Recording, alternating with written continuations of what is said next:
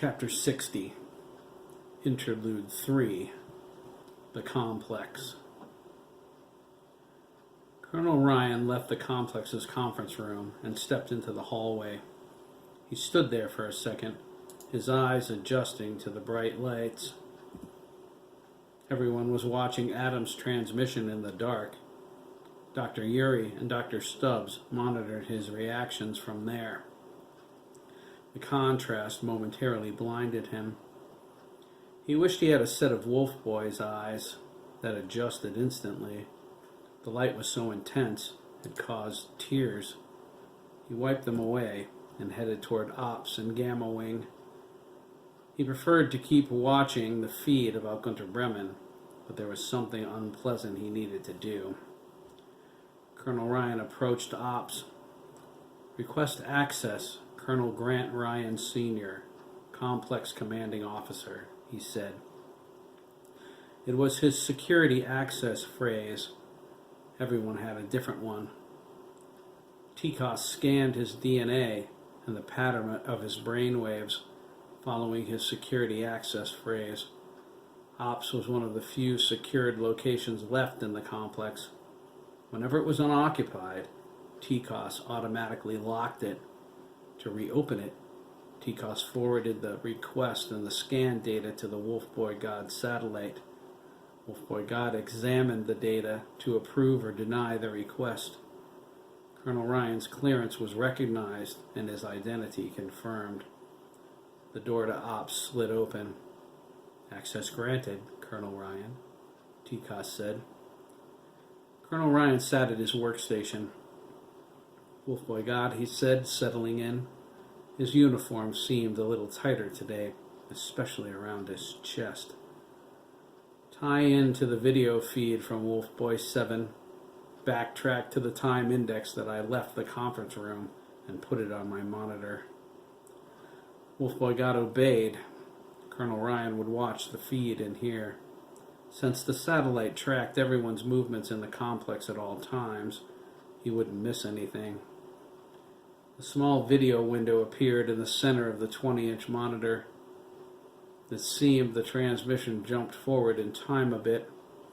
He recognized Gunter Bremen's lab, only now there was a glass cage in the middle of the room, a 10-foot cube. People were gathering around it, Nazi officials. Colonel Ryan raised an eyebrow when he recognized Himmler, Dr. Mengele, Bormann. Even Hitler was present. Ryan decided to do what needed doing quickly. He didn't want to miss what was going to happen next. "Wolf Boy God," Colonel Ryan said, "patch me through to Darcy in D.C. "Establishing contact," Wolf Boy God replied. "Stand by." As part of Cody's new security protocols, the Wolf Boy God satellite processed and logged all communications. The Wolf Boys established any connection they needed through their onboard unit first, and then through the satellite. It was Cody's double layer of protection. An additional screen popped up on his monitor. Darcy's face was in it. Her eyes weren't looking at the communication window. She was watching the feed from Adam. Colonel Ryan cleared his throat. "What is it, Ryan?" Darcy asked. She didn't look at him. She nibbled on her pencil's eraser. "You're watching it too?" he asked. Darcy nodded. "This is serious," she whispered. She glanced at him. Bremen was one sick puppy. "Is, Darcy," Colonel Ryan corrected. "He's still out there." "He has to be taken down," Darcy said, turning back to the video feed. "That's why I'm calling," he said. "I need your authorization to bring someone in on this." Darcy froze in mid-nod. Her eyes narrowed back in his direction. "Regarding the email request I got from Stubbs?" "Yes," Colonel Ryan said. He met her stare with equal seriousness. "You must be joking," Darcy said. The colonel had her undivided attention now. "I'm not." Darcy sat back in her chair. "Meyer Brandis?" she cried. She looked at the colonel like he was crazy. "You're crazy," she said. "You need to spend some time with Dr. Deal." "Ms. Director," the colonel said, "even Dr. Stubbs thinks we need her. No one knows her earlier research better than she does. Bremen got a hold of it somehow. We need her, if only to help us find a way to reverse the process. You've seen the feed. You know how powerful the McKee boy is." Darcy's gaze went far away. "The Wolf Boys will kill her, Grant," she said. "Adam, Corny." She shook her head. "This is a treacherously bad idea." "I agree," the colonel replied, "but we don't have much choice." "You know," Darcy began, the words she was about to say already making her mouth taste bad, "Jeremy McKee is a Class A threat to national security. An actual telepath without any restrictions or formal training. A teenage boy with all the drama that comes with that. Puberty, for God's sakes. Girls." She considered Jeremy's mind link with Craig Dugan and the intimacy of their friendship. When she compared it to his brother Chris's relationship with his new boyfriend Dabney Copeland, she added, "Or boys?" "I know," Colonel Ryan replied. "If the process that gave him his power is irreversible," she said, "he's going to have to be contained." "Forget it," the colonel stated. "We're not going down that road, Dubois. It's too familiar." "McKee is a clear and present danger, Ryan," Darcy shot back. "Imagine what classified information he could glean just strolling through the Capitol." "Jeremy McKee is a boy who got abused as badly as our Wolf Boys," the colonel growled. Red flowed into his face. "We will not take any action against the kid without justification." Darcy leaned forward into her monitor. "Then let's get something straight, Colonel," she said. "I want the complex working on ways to subdue him if he crosses the line. He's too powerful. No child can be expected to control." "We're on that already," Ryan interrupted. "We think we can take him down if we have to." Darcy sat back, nibbling on her pencil. She considered his words very carefully. "All right, Colonel," she finally said. "You can have Meyer Brandis." Her expression grew cold. "Just remember, it's your responsibility if anything goes wrong." She smiled. "You know that Meyer Brandis still has full agency status, right? The NSC wouldn't even allow me to suspend her sanction authority once her house arrest was completed. They said she was too valuable a commodity to lose to the private sector." She looked back toward the video feed from Adam. "Have a nice day, Colonel."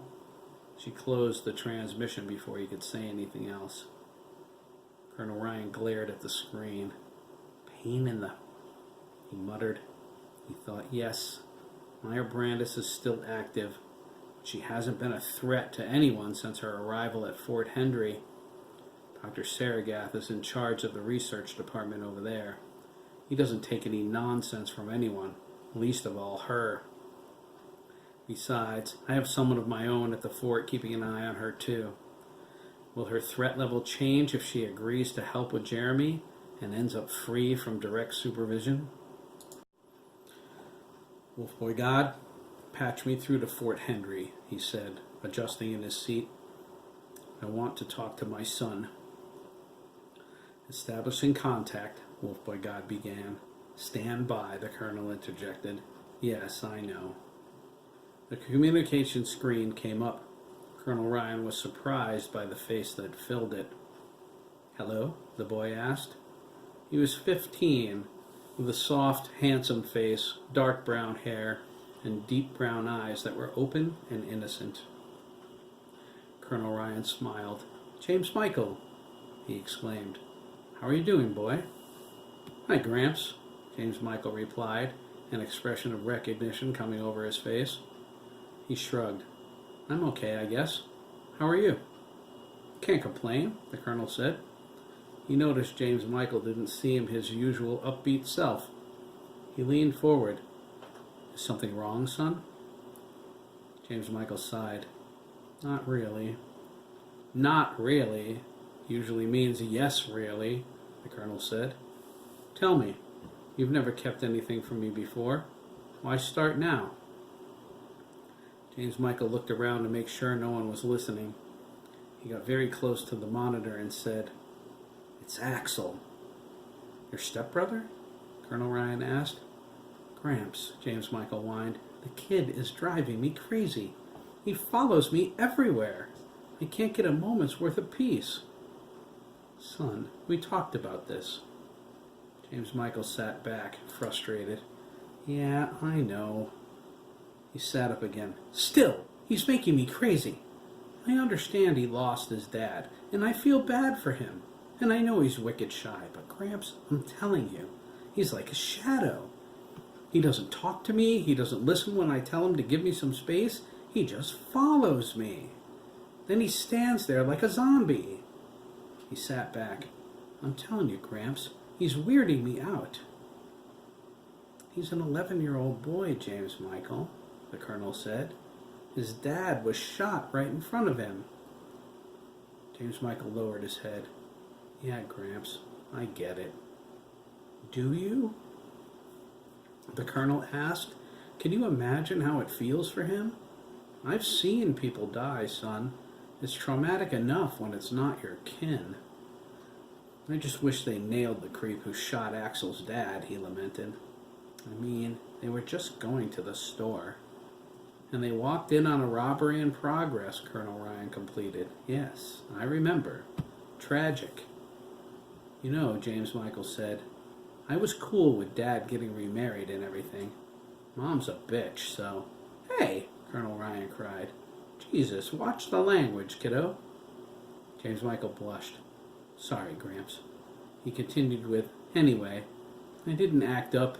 I didn't give them any crap about it. But I didn't know I was getting married, too. Axel needs someone, James Michael, the colonel chuckled. Is it a wonder he's drawn to you? You're a great kid. James Michael smiled. You always tell me that. And you're smart. You always tell me that, too. Well, it's the truth, Ryan insisted. He slapped his hand on his workstation. You're a straight-A high school student. You can read music. You play guitar, piano. Okay, James Michael cried. You're giving me my own resume. That's because I'm proud of you, the colonel informed him. Plus, you're tutoring some of the kids on the base. You play great baseball, football. You... Dad! James Michael suddenly yelled, laughing at the same time. Gramps is overloading my self-esteem again.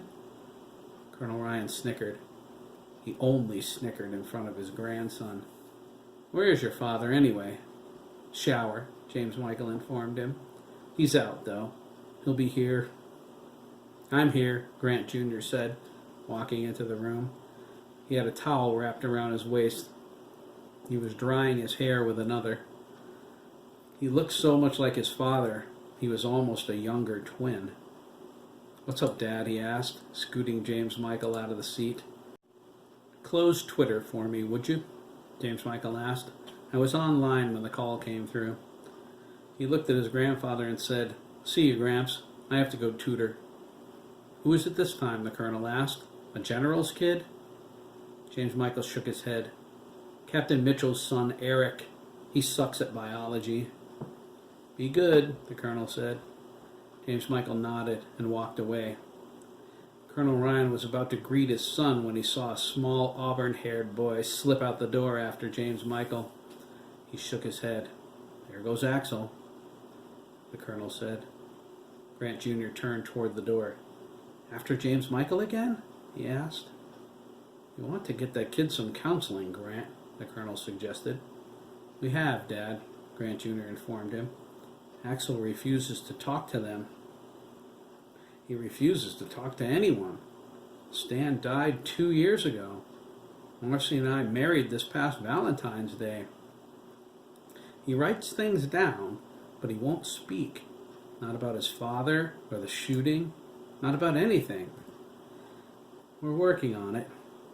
He continued drying his hair and asked, "What's the skinny? It's not your usual weekend call." "Business," Colonel Ryan told him. "I need Meyer Brandis." Grant Jr. stopped drying.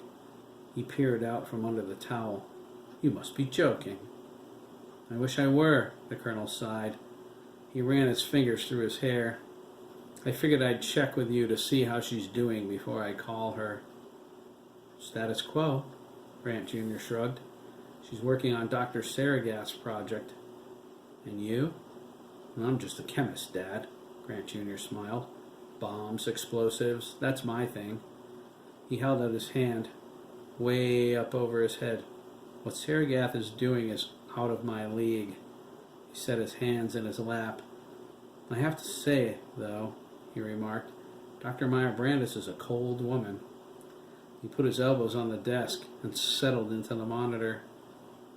His expression became serious. "You know, she suggested proceeding to human testing already. Saragas had a cow. I'm surprised he didn't agree." Grant Jr. flashed a wide smile. "He did. He had a cow when the agency shot down the request." Good girl, Darcy, the colonel thought. Saragas and Meyer Brandis should have been at Buchenwald with Bremen. Colonel Ryan cleared his throat. "His project is a sound idea," he admitted. "Reversible genetic manipulation to give soldiers enhanced endurance during combat?" Grant Jr. asked.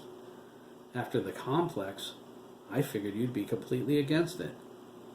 "I'm for anything that gives our troops an advantage in the field, son," Colonel Ryan corrected, "as long as it is temporary, voluntary, reversible, and safe." "That's what Saragas agency contract says." "I guess you're right," Grant Jr. said, "but there's no way they're ready for human testing. Rumor has it they tried the prototype injection on a rat, and the damn thing exploded. Dr. Meyer Brandis is a professional when it comes to taking grave chances with other people's lives," Colonel Ryan muttered. "Coincidentally, how are the Wolf boys?" Grant Jr. asked. "They're doing good," the colonel told him, giving him the latest. He might have been disappointed at first that Grant Jr. decided to go to college instead of joining the military, but that ended a long time ago. His son was one of the government's top weapon designers. He even earned an Alpha Priority clearance. Colonel Ryan had something to do with that.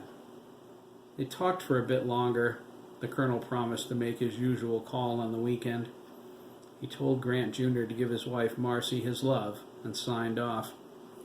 He rubbed his temples. He didn't want to make this next call, but an image of Jeremy McKee's glowing eyes came into his mind. The colonel shuddered. "Wolfboy God," he said, "patch me through to Fort Henry again. I need to talk to Dr. Meyer Brandis. And I know, establishing contact, stand by." Wolfboy God beeped at him as if in protest and processed his call.